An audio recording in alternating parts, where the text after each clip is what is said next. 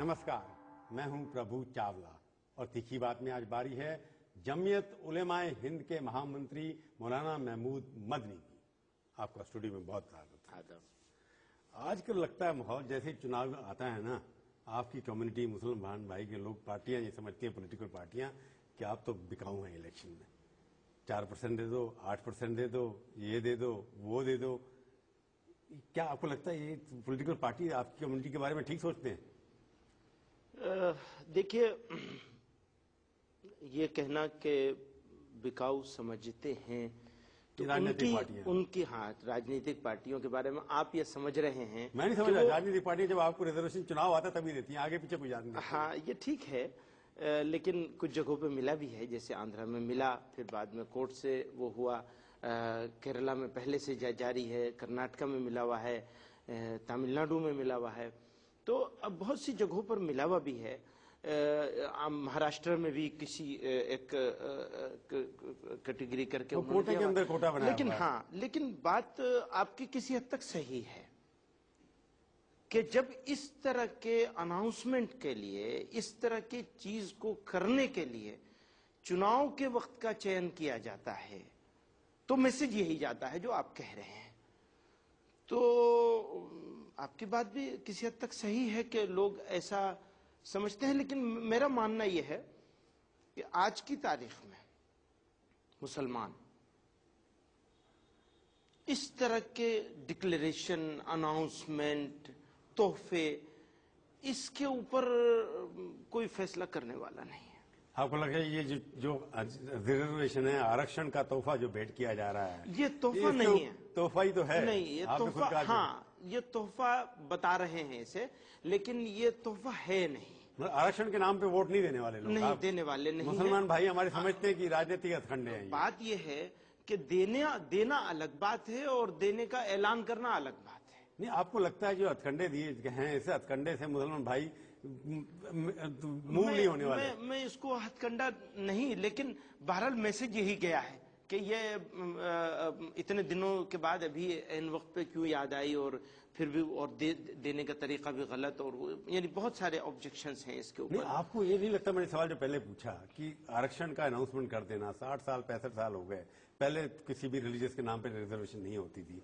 अब ये जैसे जैसे हम आगे बढ़ते चले जा रहे हैं, हर कम्युनिटी के नाम पर, राजनीति के गरीबों के नाम पर कुछ नहीं होता, चाहे वो मुसलमान गरीब हो, चाहे हिंदू गरीब हो, चाहे क्रिश्चियन गरीब हो, क्योंकि ज्यादातर गरीब 20 करोड़ मुसलमान अगर देश के अंदर हैं तो गरीब सबसे ज्यादा आपकी कम्युनिटी में है, तो उनके नाम पर क्यों नहीं मांगते आप कोई रिजर्वेशन? हाँ, बात देखिए, उन्हीं के नाम पे मांगा जा रहा है, लेकिन ये जो सिचुएशन है रिजर्वेशन की, और रिजर्वेशन की अब जहां बात करेंगे तो ये सियासी पार्टियां ही, पॉलिटिकल पार्टी और ये सिस्टम ही इसके लिए जिम्मेदार है कि लोग ये महसूस करने लगे हैं कि रिजर्वेशन नहीं मिलेगा तो हमको फायदा नहीं होगा।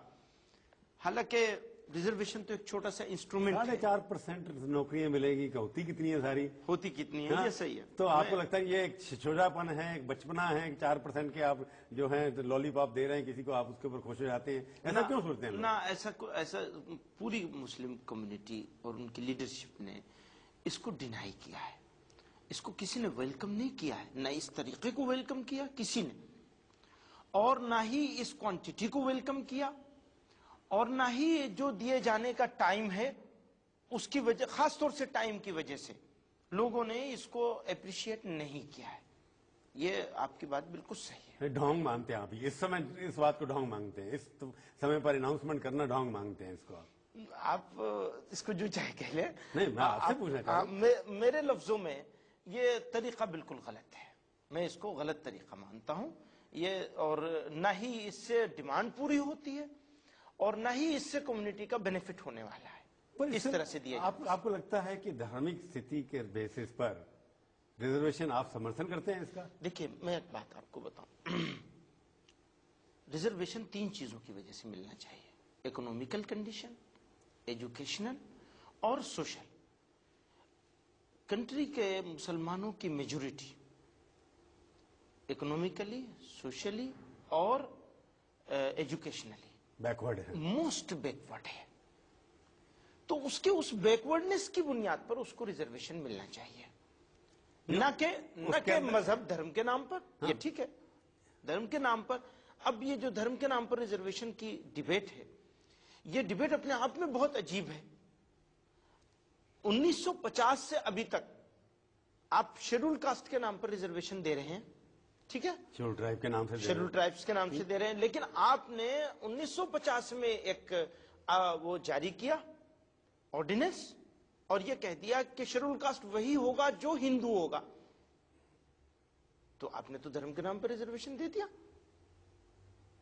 तो ये जो डबल स्टैंडर्ड है ना, मतलब वही गलती हो गई, शेड्यूल कास्ट हिंदू बना दिया। शेड्यूल कास्ट तो कोई भी हो सकता है, जो काम कोई भी हो सकता है, काम से जो होता है, जी हाँ, जात से नहीं होता, काम से होता है। काम और उसका सोशल स्टेटस जो है, वो सारी चीजों को देख लीजिए। अब वो कोई भी हो, वो शेड्यूल कास्ट होना चाहिए। आपने कहा नहीं नहीं, हिंदू होगा तो ही शेड्यूल कास्ट होगा। तो ये डबल स्टैंडर्ड बंद करना चाहिए, सबसे पहली जरूरत यह है। अगर आप ये कहते हैं कि अगर वही वर्ड हटा दें वहां से, अमेंडमेंट करके हिंदू वर्ड हटा दें तो काम खत्म हो गया। एग्जैक्टली बाद में फिर सिखों को इंक्लूड किया, बुद्धिस्टों को इंक्लूड किया। हम कहते हैं आप कह दीजिए कि कोई नहीं, कोई धर्म नहीं, तो आपका जो हमारे कॉन्स्टिट्यूशन की जो रूह है वो बच जाएगी।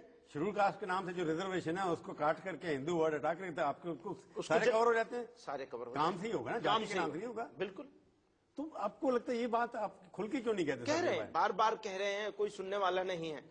अब आपने आज इसको अच्छे तरीके से आगे बढ़ाया है तो मैं समझता हूँ ये लोगों तक सुनी जाएगी। तो फिर तो धर्म के नाम से रिजर्वेशन अपने आप खत्म हो जाएगा। खत्म हो जाएगा। हम नहीं कहते धर्म के नाम पर, धर्म के नाम पर हरगिज रिजर्वेशन नहीं होना चाहिए, लेकिन सारी जगह ठीक करो इसे।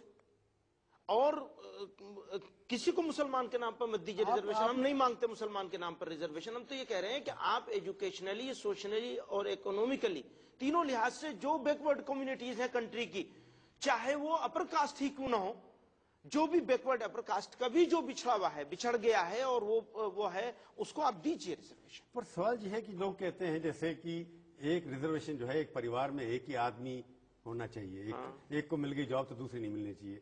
ये भी फार्मूला होना चाहिए। वीपी सिंह ने कहा था अपनी पार्लियामेंट के अंदर कभी कि मैं रिजर्वेशन देने के लिए तैयार हूं, रिजर्वेशन खत्म करने के लिए तैयार हूं, अगर हर परिवार ये प्रॉमिस कर दे कि उनके परिवार का एक ही आदमी इस कोटे में आएगा, दूसरा नहीं आएगा। अच्छा है, ये भी इसके ऊपर गौर करना चाहिए। और जो लोग रिजर्वेशन से, जिन लोगों को बेनिफिट पहुंचाने के लिए रिजर्वेशन लागू किया गया है, उनके लीडर्स के साथ, उनके ऑर्गेनाइजेशन के साथ बातचीत करके इसको भी और भी जो सुधार हो सकते हैं, जरूरत है, टाइम आ गया है सुधार करने का। आपने एक बात कही शुरू में कि मुसलमान भाई जो हमारे हैं वो सोशली बैकवर्ड हैं, इकोनॉमिकली बैकवर्ड हैं, और कल्चरली, शायद आपने कहा कल्चरली नहीं, कल्चर तो बहुत अच्छी है आप लोगों की, आपने 3 आर्गुमेंट यूज किए, socially, economically and educationally backward है। इसकी जिम्मेवारी आपके लीडर्स के ऊपर नहीं जाती? बिल्कुल जाती है। आज मुसलमान भाइयों की अगर हालत बात ऐसी है, मेन स्ट्रीम से जुड़े नहीं। पहले नंबर पर मैं ये मानता हूं कि जिम्मेदारी हमारी है, पहले नंबर पर बिल्कुल मान लेता हूं आपकी बात। लेकिन साथ साथ ये कहना चाहता हूं मैं कि डेवलपिंग कंट्रीज में, और स्पेशली इंडिया जैसी कंट्री में, बगैर पॉलिटिकल इस्टेब्लिशमेंट के सपोर्ट के कोई कम्युनिटी ऊपर नहीं उठ सकती। तो जब हम अपने हालत की जिम्मेदारी अपने ऊपर ले रहे हैं, तो साथ साथ हम अपने पॉलिटिकल इस्टेब्लिशमेंट को भी उसके लिए जिम्मेदार करार देना चाहते हैं। नहीं, पर सवाल ये है कि आप मान रहे हैं कि अगर मुसलमान भाइयों की हालत बदतर है आज इस हिंदुस्तान के अंदर, उसके लिए नेता लोग, आप जैसे जो नेता जो हैं, जो उनकी लीडरशिप मानते हैं, वो भी जिम्मेवार, आप मान रहे हैं इस बात को? परंतु पॉलिटिकल सपोर्ट आपको नहीं मिली, इसलिए आप उठ नहीं पाए, ये कहना चाहते हैं ना आप? यानी इस कंट्री की पॉलिटिकल पार्टीज ने, रूलिंग गवर्नमेंट्स ने इस बारे में संजीदगी से काम नहीं किया है पिछले 60 सालों में। पर मेरे को लगता है कि इसी लोगों ने मौलाना अब्दुल कलाम दिए, एपीजे गुलाम दिए, ऐसे बड़े बड़े नेता इस देश के, किदवई साहब आए, बड़े बड़े नेता है, उन्होंने भी इसी देश की सेवा की और अच्छे हमारे नेता माने जाते हैं। We are proud of their leadership. परंतु उसके बावजूद भी आज मुसलमानों की कोई राष्ट्रीय नेतृत्व की कमी है, ये क्यों है? मैं पूछूंगा एक ब्रेक में।